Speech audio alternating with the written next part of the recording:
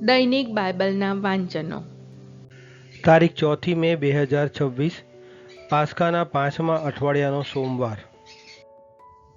આજે માતા ધર્મસભા સંત જોસ રોબિયોનો તહેવાર ઉજવે છે. પહેલું વાંચન પ્રેષિતોના ચરિત્રોમાંથી અને શુભ સંદેશનું વાંચન સંત યોહાન કૃત ગ્રંથમાંથી. પહેલું વાંચન પ્રેષિતોના ચરિત્રોમાંથી અધ્યાય 14 કલમ 5 થી 18. પણ જ્યારે બિન યહૂદીઓએ અને યહૂદીઓએ અધિકારીઓની સાથે મળીને તેમને રંજાડવાનો અને પથરા મારવાનો ઉપાડો લીધો, ત્યારે એની ખબર પડતા તેઓ લુકાનિયાના લુસ્ત્રા અને દેર્બે શહેરમાં તેમજ આસપાસના પ્રદેશમાં ભાગી ગયા અને ત્યાં શુભ સંદેશનો પ્રચાર કરવાનું કામ ચાલુ રાખ્યું. લુસ્ત્રામાં એક લૂલો માણસ બેઠો હતો. તે જન્મથી જ અપંગ હતો અને કદી ચાલ્યો ન હતો. પાઉલ બોલતો હતો ત્યારે તે સાંભળી રહ્યો હતો. પાઉલે તેની સામે મીટ માંડી અને તેનામાં સાજા થવાની શ્રદ્ધા છે એમ જોઈને મોટે અવાજે કહ્યું, તારા પગ ઉપર ટટ્ટાર ઊભો રહે. તે એકદમ કૂદીને ઊભો થઈ ગયો અને ચાલવા લાગ્યો. પાઉલે જે કર્યું હતું તે જોતા જ લોકોના ટોળા ત્યાંની ભાષામાં બૂમ પાડી ઉઠ્યા, આપણે ત્યાં તો દેવો માનવ રૂપે ઉતરી આવ્યા છે. અને બારનાબાસને તેમણે જ્યુસ દેવ કહ્યો અને પાઉલને હેમર્સ દેવ કહ્યો, કારણ તે જ મુખ્ય વક્તા હતો. શહેરની આગળ જ્યુસનું મંદિર હતું. તેનો પૂજારી બળદો અને ફૂલહાર લઈને શહેરને દરવાજે આવી પહોંચ્યો.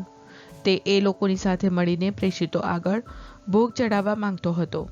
પણ બારનાબાસ અને પાઉલને એની જાણ થતાં તેઓ ખેદના માર્યા પોતાના કપડાં ફાડી લોકોના ટોળા તરફ ધસી જઈને ઘાંટા પાડીને બોલ્યા, ભાઈઓ, તમે આ શા માટે કરો છો?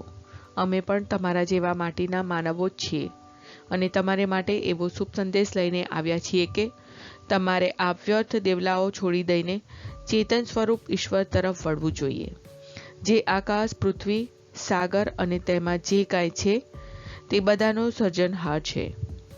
ભૂતકાળમાં તેણે બધી પ્રજાઓને પોતપોતાને માર્ગે જવા દીધી હતી. તેમ છતાં વાદળમાંથી વરસાદ વરસાવીને અને ઋતુએ પાક આપીને તેમજ તમે ધરાઈ જાઓ એટલું અન્ન અને આનંદ આપીને, આમ વિવિધ રીતે કલ્યાણ કરીને એ પોતાનો પરિચય આપ્યા વગર રહ્યો નથી. એમ કહીને તેમણે લોકોને પોતાની આગળ ભોગ ચડાવતા માંડ રોક્યા. આ પ્રભુની વાણી છે, તે આપણો આધાર છે. શુભ સંદેશનું વાંચન સંત યોહાન કૃત ગ્રંથમાંથી અધ્યાય 14 કલમ 21 થી 26. જે મારી આજ્ઞા માથે ચડાવીને તેનું પાલન કરે છે તેનો જ મારા ઉપરનો પ્રેમ સાચો, અને જે મારા ઉપર પ્રેમ રાખે છે તેના ઉપર મારો પિતા પ્રેમ રાખશે. હું પણ તેના ઉપર પ્રેમ રાખીશ અને તેને મારો સાક્ષાત્કાર કરાવીશ. યહૂદાએ ઇસ્કરિયોત નહીં તેમને પૂછ્યું, પ્રભુ, એવું શું બન્યું છે કે આપ અમને આપનો સાક્ષાત્કાર કરાવશો પણ જગતને નહીં કરાવો? ઈસુએ તેને જવાબ આપ્યો, કોઈ જો મારા ઉપર પ્રેમ રાખતો હશે તો તે મારા કહ્યા પ્રમાણે ચાલશે અને મારો પિતા તેના ઉપર પ્રેમ રાખશે અને અમે તેની પાસે આવીશું અને તેના અંતરમાં વાસ કરીને રહીશું. પણ જે મારા ઉપર પ્રેમ રાખતો નથી તે મારું કહ્યું કરતો નથી. જે વચન તમે સાંભળો છો તે મારા નથી, પણ મને મોકલનાર પિતાના છે.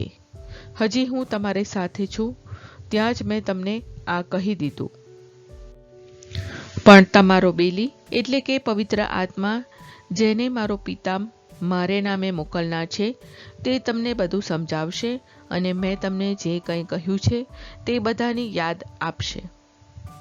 આ પ્રભુની વાણી છે, તે આપણો આધાર છે. પ્રાર્થના.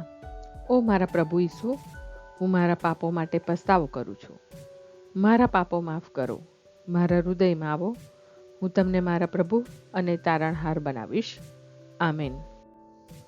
પ્રભુ તમને સુખી રાખો અને તમારી સંભાળ રાખો. પ્રભુની તમારા ઉપર કૃપા દ્રષ્ટિ અને મહેરબાની હો.